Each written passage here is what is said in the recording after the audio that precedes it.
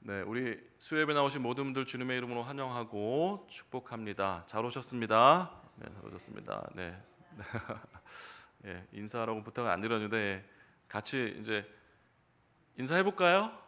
네, 양옆으로 같이 보면서 인사 나누겠습니다. 잘 오셨습니다. 네, 감사합니다. 잘 오셨습니다. 내일부터 또 많이 더워질 것 같아요. 또 비도 계속 오고 바람도 어제 많이 불더라고요. 그렇죠? 여러 가지 안전도 조심하시고 또 믿음이 약하여지지 않도록 더울 때일수록 더 담임 목사님께서 여름 사역을 위해서 굉장히 기도해달라고 부탁을 하시고 또 계속 기도하시는 것은 우리 아이들이 이 여름에 이렇게 말씀 수련회를 통해서 하나님을 말씀으로 인격적으로 만날 수 있게 해달라고 계속 기도 부탁을 하고 계시잖아요. 그래서 우리도 어린 자녀들이 그렇게 되길 기도하면서 우리도 이 무더위를 피해서 교회로 계속 모여서 더욱더 기도에 힘쓸 때 그렇게 어린아이들에게 은혜가 임하기를 또 기도하고 그렇게 될 줄 믿습니다.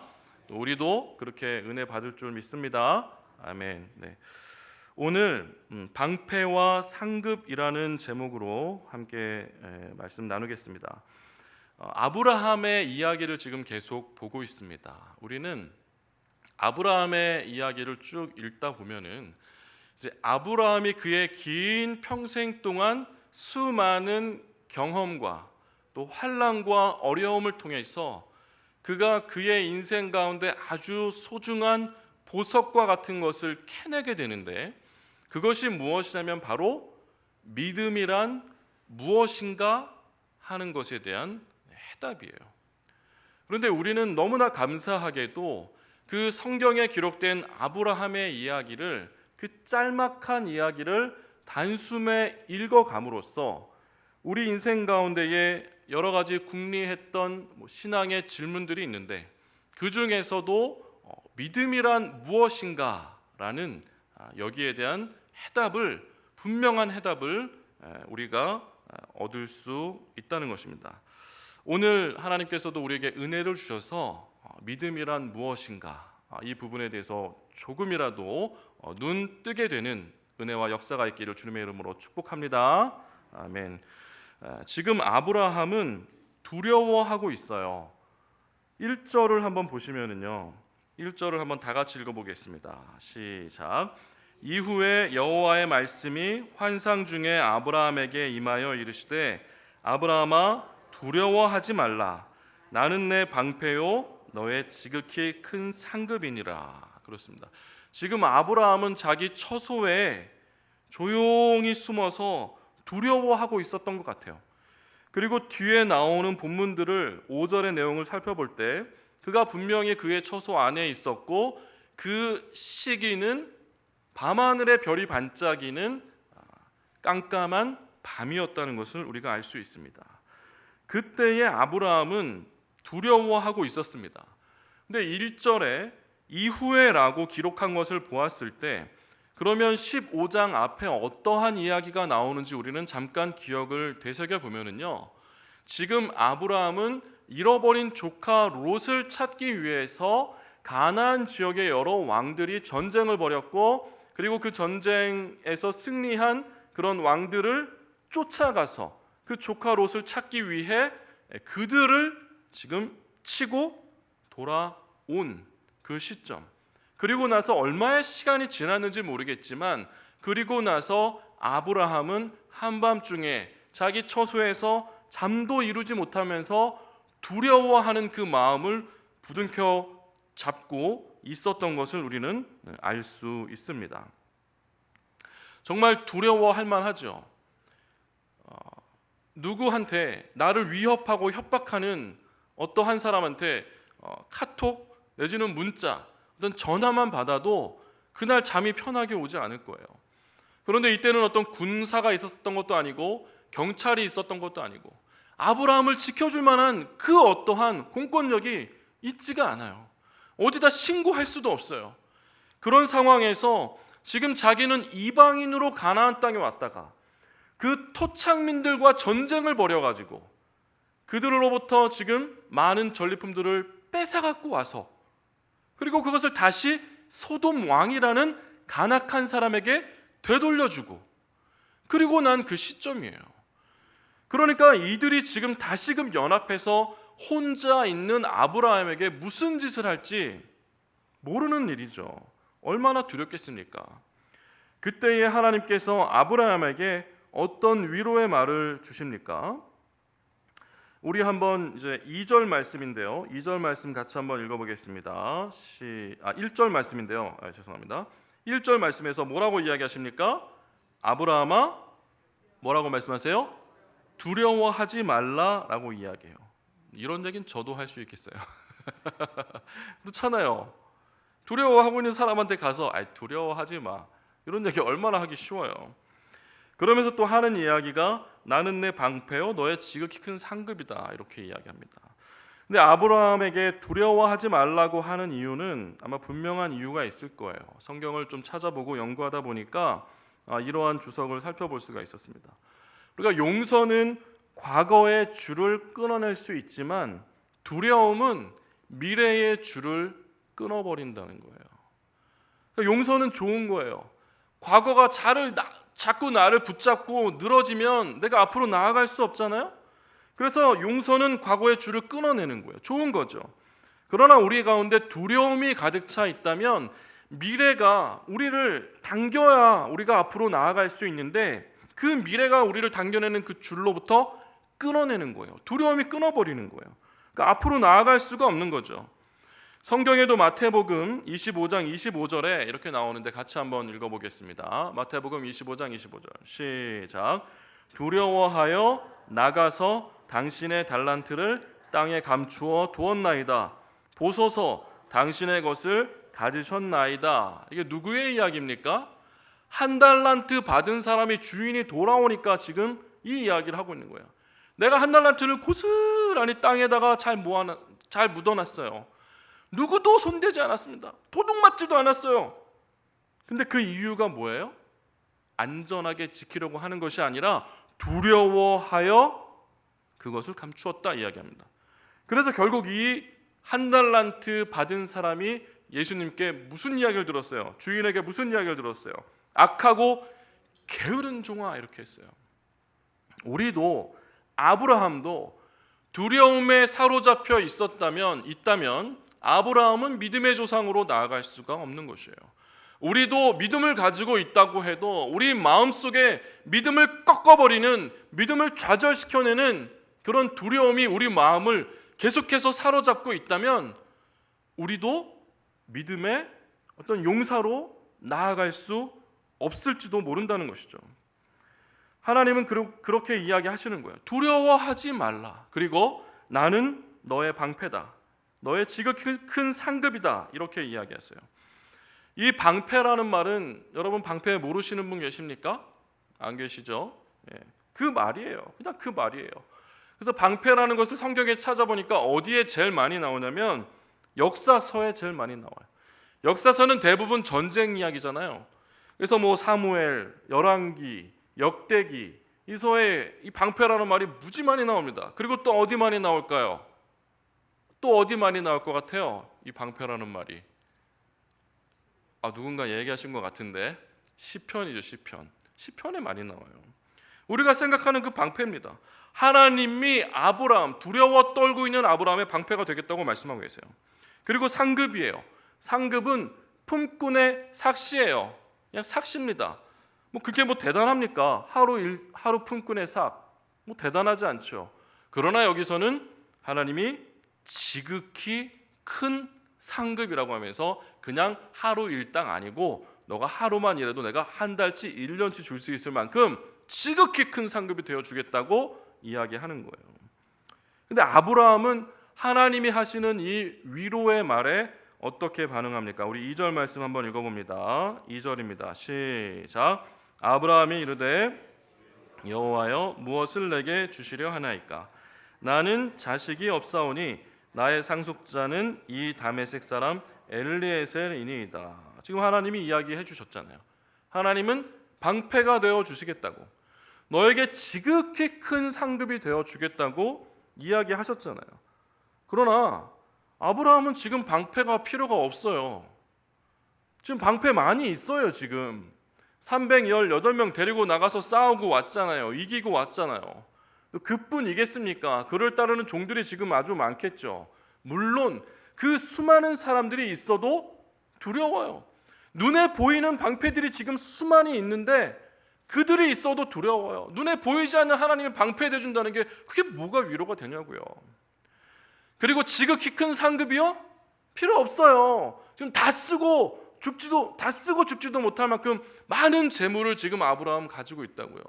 아브라함은 거부예요, 거부. 그런데 무슨 지극히 큰 상급이라고 이야기한다고 그 말에 위로를 받겠습니까? 아브라함이. 그러니까 필요 없다는 거죠. 하나님, 주님, 여호와여 무엇을 내게 주시려 하나이까? 분명히 하나님 주신다 그랬는데 아니 뭘 주시겠다고 하는 겁니까?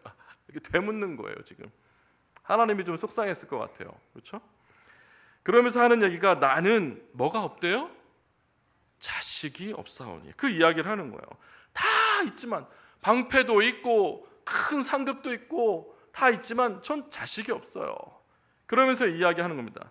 그러니까 그냥 저는 이 다메섹 사람 엘리에셀, 이 엘리에셀은 참 아브라함에게 꼭 필요한 그런 종이었죠. 아주 신뢰할 수 있고 지혜롭고 정직하고 유능한 종이었습니다.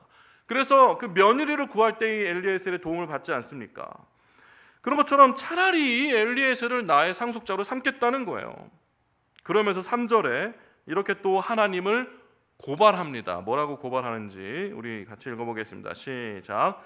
아브라함이 또 이르되 주께서 내게 씨를 주지 아니하셨으니 내 집에서 길린 자가 내 상속자가 될 것이니이다. 지금 자식이 없는 게 누구 탓이에요? 내가 나이가 들은 탓입니까? 아니면 하나님이 나에게 씨를 안 준 탓입니까? 나이가 든 탓이 아니에요. 하나님이 나에게 씨를 안 준 하나님 탓이에요. 하나님 탓. 당신은 나에게 자식 안 줬잖아. 이 말하고 있는 거예요 지금. 하나님 속상하시겠어요. 근데 그 말이 틀린 말이 아니죠. 창세기 12장 1절에서 3절까지 우리 한번 띄워주시면 지난번 그 처음에 아브라함을 부르시는 소명장이죠. 그 부분을 같이 한번 읽어보겠습니다. 시작. 여호와께서 아브라함에게 이르시되 너는 너의 고향과 친척과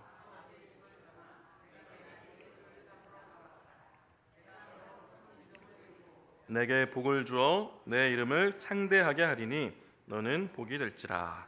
너를 축복하는 자에게는 내가 복을 내리고 너를 저주하는 자에게는 내가 저주하리니 땅의 모든 족속이 너로 말미암아 복을 얻을 것이라 하신지라. 그렇습니다. 땅의 모든 족속이 아브라함으로 말미암아 복을 받는데 정작 아브라함에겐 족속이 없어요. 이게 뭐예요? 하나님이 너로 큰 민족을 이룬다고 하셨는데 정작 민족을 이룰 자식이 없어요. 아브라함은. 그러니까 분명히 하나님이 약속하셨는데 왜 지금 뭐 하고 계시냐고 아브라함이 하나님을 고발하고 있는 것입니다. 이 아브라함의 현실이 참 기가 막힌 현실이에요. 분명히 아브라함은 약속을 소유한 사람이에요. 그러나 그의 현실은 하나님의 약속에 흔적도 보이지 않습니다. 모든 민족이 무슨 축복을 받아요. 지금 옆에서 전쟁하고 난리치고 있는데. 분명히 아브라함에겐 대단한 축복을 약속으로 받은 그 약속이 있어요. 그렇죠? 대단한 축복이 아브라함의 약속 가운데 있어요. 그러나 아브라함의 현실은 그 축복의 그림자조차도 보이지가 않아요. 축복의 그림자조차도 보이지가 않아요. 이것이 아브라함이 처한 믿음의 현실입니다. 우리는 어떻습니까?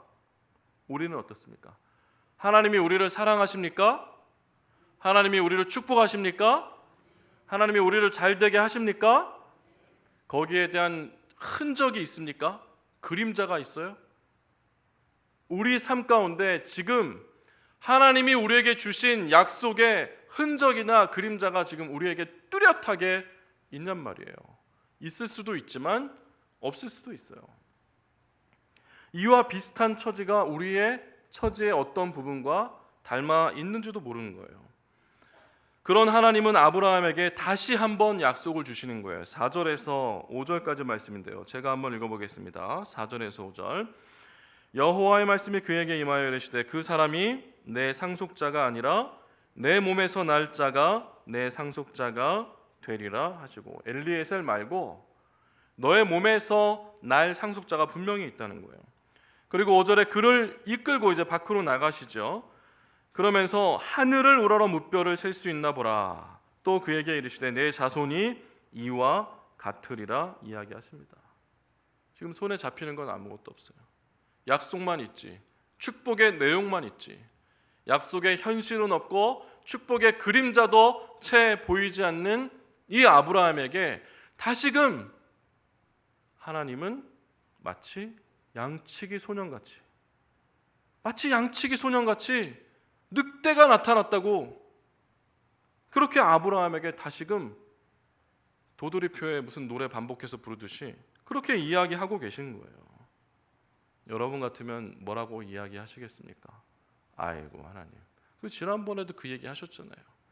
지금 시간이 많이 지났는데 또 그 얘기 하시네. 아이고 그걸 이제 와서 저보고 또 믿으라고요. 아유 뭐 지금까지 그 정도 하셨으면 됐어요. 이제 그만하세요. 뭐 이렇게 할 수도 있지 않겠습니까? 이렇게 말씀하시는 하나님의 말씀이 쉽게 믿어질까요? 아니면 쉽게 믿어지지 않을까요? 네, 쉽게 믿어질 수도 있고요. 그렇죠? 하나님이 나타나셨으니까. 하나님이 음성으로 들린 것이 아니라 환상 중에 마치 유튜브 영상 보듯이, 그렇죠? 뭔가의 어떤 매체로 우리에게 착 나타나듯이 환상 중에 나타나셨으니 뭐 믿을 만도 하겠죠. 그러나 아브라함의 처지가 그렇게 녹록하지 않았기 때문에 확 하나님께 믿음으로 매달리기가 쉽지 않았을지도 몰라요. 그런데도 불구하고 6절에 보니까 우리 같이 한번 읽겠습니다. 6절 말씀 시작. 아브라함이 여호와를 믿으니 여호와께서 이를 그의 의로 여기시고. 그런데 아브라함은 참 이게 귀한 거예요.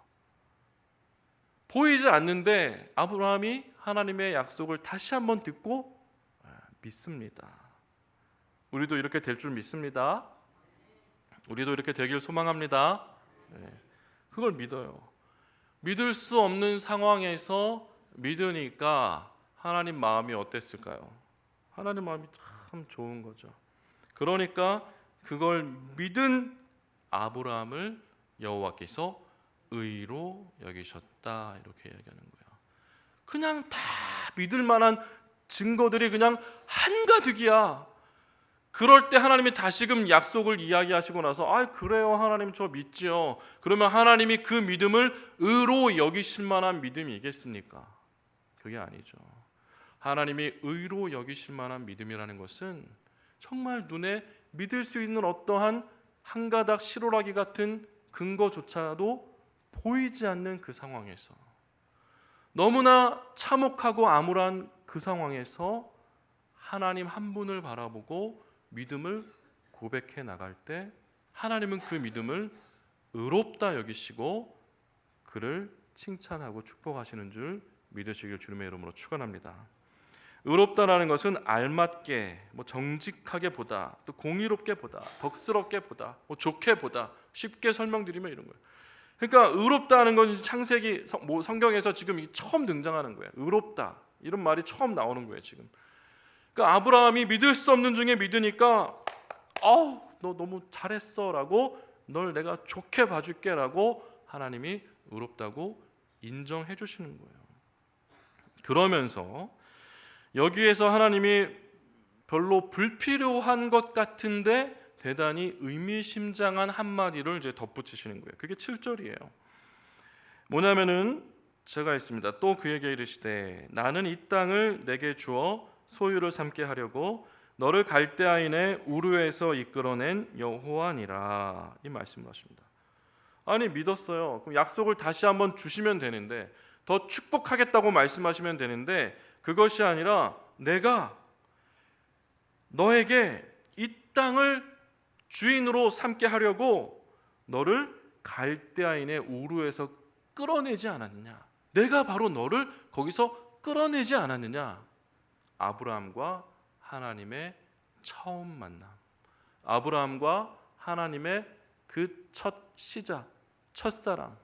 아브라함의 입장에선 아브라함의 신앙의 첫걸음, 처음 여정이 어떠했는지를 분명하게 깨닫게 회상시켜 주는 거예요. 회고할 수 있도록 그 기억을 다시 떠올려 주는 거예요. 이게 굉장히 의미심장한 겁니다. 여기에 믿음의 단서가 들어있어요. 믿음이라는 것은 하나님이 우리를 먼저 택하여 불렀다는 것을 인정하는 데서 시작하는 겁니다. 아브라함, 너가 신앙을 가지고 있지, 나를 믿었지. 지금 그 믿음이 어디에서 시작됐니? 너가 나를 먼저 선택한 것이니? 아니, 내가 이 많은 세상의 사람들 중에서 바로 너를 택해서 지명해서 내가 찾아가 너를 불러냈잖아. 그 처음 시작이 어떠했는지 하나님께서 다시금 기억을 떠올리게 하시는 거예요. 그래서 이사야서 43장 1절에 내가 너를 지명하여 불렀나니 너는 내 것이라 말씀하시는 겁니다. 하나님께서 여기에 앉아 계신 우리 한 사람 한 사람을 이 지구에 있는 수많은 사람들 중에서 택하여 부르신 줄 믿으시기를 주님의 이름으로 축원합니다. 누가 뭐래도 부정할 수가 없는 거예요. 왜냐하면 내가 한 것이 아니니까. 하나님이 먼저 찾아오셔서 우리를 불러낸 것이니까 누구도 이것을 흔들 수가 없는 거예요. 이게 우리 믿음의 시작입니다. 그런데 중요한 것은 그 믿음이 시작은 하지만 거기에 순종이라는 물을 주어야지 믿음이 자라고 꽃을 피우게 된다는 거예요. 히브리서 11장, 우리 믿음장이죠. 7절과 8절 말씀입니다. 우리 띄워주시면 한번 같이 읽어보겠습니다. 히브리서 11장 7절과 8절 말씀, 어떻게 순종했는지 우리 그것을 생각하시면서 읽어보겠습니다. 시작.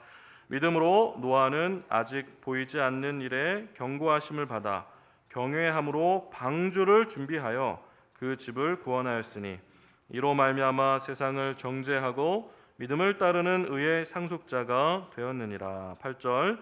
믿음으로 아브라함은 부르심을 받았을 때에 순종하여 장래의 유업으로 받을 땅에 나아갈새 갈 바를 알지 못하고 나아갔으며 라고 기록합니다. 그래요. 순종하여 나아갔다고 이야기하잖아요. 하나님이 불렀어요. 하나님을 믿었어요. 하나님이 12장 1절에서 3절까지 주신 그 약속을 믿었어요. 근데 믿은 것에 그친 게 아니라 순종으로 나아갑니다. 그러니까 이제 믿음이 자라고 꽃이 피어나기 시작하는 거예요. 그래서 이 믿음을 통해서 아브라함은 확실히 눈에 보이는 것, 틀림없는 축복과 같은 그것을 과감하게 포기하고 눈에 보이지 않는 것, 잡히지 않는 그것을 따라가게 되는 것이죠. 아브라함은 본토 아비 친척 집에 있으면 확실한 축복을 받을 수가 있었어요. 그는 장자로, 또 그가 마땅히 상속받을 땅과 어떤 유산들을 고스란히 받을 수 있었는데 그 모든 것을 포기하고 분명히 확연히 눈에 보이는, 잡을 수 있는 그 축복들을, 물질들을 포기하고 아무것도 보이지 않고 본 적도 없는 그 약속을 따라서 가게 된 것입니다. 그래서 믿음은 포기하게 하는 거예요. 포기하게 하는 거예요. 그러면 그 하나님이 우리를 먼저 부르신 것을 인정하고 또 거기에 순종으로 우리가 믿음의 꽃을 피웠으면 하나님이 정말 아름답고 탐스러운 열매를 맺을 수 있도록 해주시면 너무나 좋은데 그렇지 않다는 것이죠. 바람이 분다는 거예요. 꽃이 피었는데 바람이 막 불어요. 그러니까 이 꽃이 그냥 확 막 꺾여버리려고 그러는 거예요. 그래서 아브라함도 그렇게 찾아서 오니까 무엇을 만났습니까? 거기서 어떤 풍년을 만난 게 아니라 그 약속의 땅에서 기근을 만나게 되는 것이죠. 자기의 고향 땅은 유프라데스 강, 티그리스 강, 아주 그냥 1년 내내 그냥 물이 쫙쫙 흐르면서 그렇게 풍족하고 비옥한 땅들이 그냥 지천에 널렸는데 하나님이 약속의 땅이라고 가서 봤더니 오히려 개울가 봐도 만도 못한 요단강이 강도 아닌데 반딧불이 불이라고 우긴다고 그게 뭐 뜨겁게 합니까? 어디다 불을 붙입니까? 그러니까 아브라함의 입장에서 봤을 땐 이게 강이 아니에요. 티그리스 유프라데스 강이나 돼야 강이지. 이건 뭐 개울인데 강이라고 불러요. 여기서는 얼마나 물이 없으면. 근데 그게 또 중간에 말라버려요. 사람 먹일 것도 없고 짐승 먹일 물도 없어요. 아니 순종해서 왔는데 웬 기근입니까? 그래서 이제 떠나잖아요. 손에 잡히는 그것을 붙잡으려고 떠나잖아요. 근데 하나님이 거기까지 쫓아오셔서 아브라함을 다시 불러내시죠. 하나님은 아브라함을 포기하지 않으시는 거예요. 왜요? 하나님의 작정하심으로 먼저 아브라함을 택하여 불렀기 때문에 포기하지 않는 겁니다. 그리고 또 아브라함은 무엇을 포기합니까? 땅을 포기했죠. 좋은 땅을 포기했어요. 조카 롯하고 어떤 갈등이 일어났을 때에 너가 좋은 것을 택해라. 그러면 난 반대편을 택하겠다. 어떤 욕심도 다 내려놓고 그냥 나는 그냥 없어도 되는 그 땅 내가 취하겠다. 그렇게 포기했습니다. 그렇게 잡히지 않는 것, 뭔가 잡고 싶은 것이 아니라 잡기 싫은 그것을 그냥 붙잡고 가기로 했던 거예요. 그런데 결국 돌아온 게 무엇이에요? 전쟁이에요. 전쟁. 조카 롯이 좋은 땅으로 갔다가 소돔으로 내려갔다가 전쟁이 일어나서 롯이 붙잡혀 가고 만 거예요.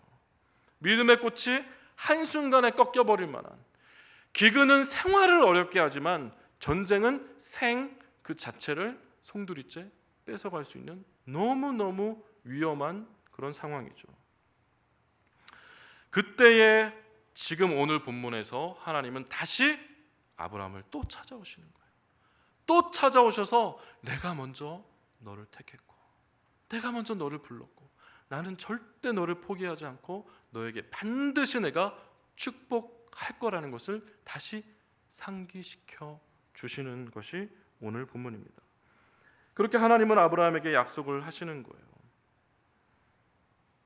우리가 하루하루 살면서 힘들고 어려운 일이 있고 바람이 불어서 간신히 순종으로 믿음의 꽃을 피웠는데 이건 웬걸 바람이 불어가지고 그 믿음의 꽃이 확 꺾이려는 그 순간조차도 하나님은 우리를 포기하지 않고 우리와 함께하고 계신 줄 믿으시기를 주님의 이름으로 축원합니다.